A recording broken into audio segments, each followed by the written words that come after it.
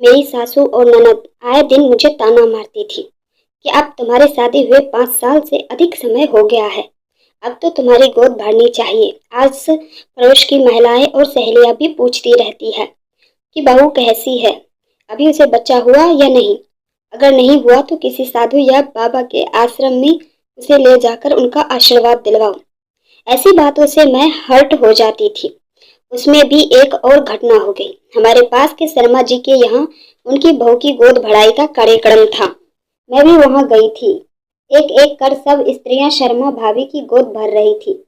जब मैं उसकी गोद भरने के लिए उठी तो उसने गोद भरवाने से इनकार कर दिया कि मैं एक बांझ औरत से अपनी गोद नहीं भरवाऊंगी। उसके मुंह से यह बात सुनकर मेरी हालत तो काटो तो खून नहीं जैसी हो गई। मैं वहां से अपमानित होकर अपने बेडरूम में आकर रोती रही।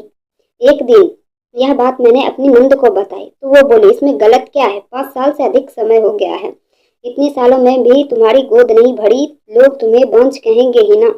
एक दिन सासू जी और नंद के कहने पर पहली बार मैं पहाड़ी पर अपनी सासू जी और नंद के साथ गई थी। तब वो बोले, उन बाबा का आशीर्वाद पाकर कई स्त्रियों की गोद भर गई है, तुम हमारे साथ चलो, हो सकता है उनके ही आशीर्वाद से कोई चमत्कार हो जाए।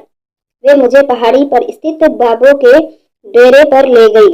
बाबा के डेरे पर एक बड़ा बोर्ड लगा था। उस पर लिखा था, यहाँ जड़ी बूटियों से सभी प्रकार की तकलीफों का उपचार किया जाता है। वहाँ बहुत से परेशान पुरुष और महिलाएं बैठे थे। बाबा एक एक करके सबको अपने पास बुला रहे थे।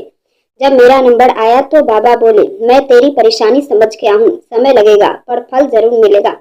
इसे 4 माह तक अमावस की रात्रि में यहाँ लाना। मेरा मंत्र पूजा पाठ और हवन आदि करके पढ़ेंगे।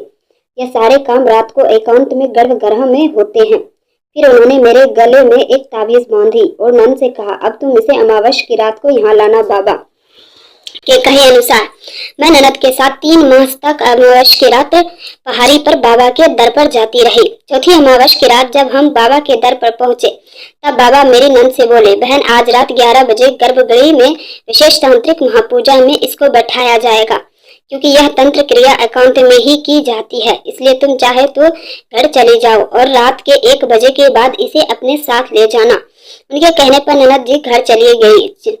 उसके बाद यह बाबा लोग मुझे अंधियारे गर्भगृह में ले गए और उन्होंने मुझे एक हवन कुंड के सामने बैठा दिया। फिर उन्होंने कुछ देर तो जोर जोर से मंत्र उपचार किया। उसके बाद बाबा बोले, अब तुम एक एक करके अपने बदन से वस्त्र उतारो और इस हवन कुंड में डालते जाओ। मैंने वस्त्र उतारने से साफ इनकार कर दिया था। पीछे से साधु बाबा ने मेरे हाथ पकड़े और दूसरे ने मेरे साथ जबरदस्ती करना चालू कर दिया। मैं जोर जोर से चिल्लाई भी, लेकिन शहर से दूर पहाड़ी पर मेरी आवाज सुनने वाला वहाँ कोई नहीं था। उस रात मैं उनके दुराचार का शिकार हो गई। वे दुराचार करने के बाद मुझे पहाड़ी से नीचे फेंकना चाहते थे, लेकिन बहुत संघर्ष करके मैं वहाँ से जान बचाकर भाग गई। दुराचार का शिकार होने के बाद मैं तत्काल आत्महत्या करना चाहती थी, लेकिन उस स्थिति में मेरी सासू जी और नंद मुझे ही अपराधी मानती, इसलिए मैं जान बचाकर घर आई। जब मैं यह घटना अपनी नंद को बताई तब वो बोली, मुझे क्या पता था कि वहाँ तुम्हारे साथ ऐसा होगा। हम लोग तो यही चाहते थे कि तुम्हारी गोद भर जाए और हमारे भैया के वंश का चलने वाला मिल जाए। जब मेरे सासू जी को इस घटना के बारे में मालूम पड़ा तब वह बोली, लगता है मेरे नसीब में मेरे मरने के बाद भी मुझे पानी देने वाला नहीं है।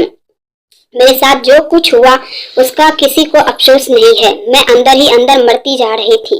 अब मैंने ठान लिया है कि उन ढोंगी बाबा के को मैं सजा दिलाकर ही रहूंगी, तभी मेरी आत्मा को सुकून मिलेगी।